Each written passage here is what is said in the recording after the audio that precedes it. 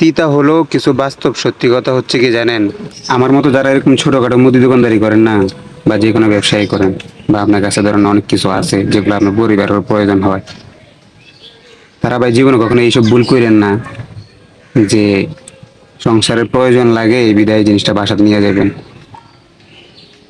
কিন্তু এই সংসার আপনারা পরক্ষণে বলবো কি, তুই সংসারের জন্য কি করছিস? এই কথাটা বলারও কারণ আছে। আপনি তো ক্যাশ টাকা দিচ্ছেন না, বা ক্যাশ টাকা যাই দিচ্ছেন তা তো অল্প অল্প দিচ্ছেন। কিন্তু আপনি তো সবসময় মনে মনে হিসাব করে দেন, আমি তো সদাই বোধহয় দিতে আসি আর টাকা দিয়ে দিতে তো যা প্রয়োজন তা তো দিতেই আসি। কিন্তু ভাই কোনো প্রয়োজনে মানে মানুষ ক্যাশ টাকার ভ্যালু বোঝে, ঠিক আছে?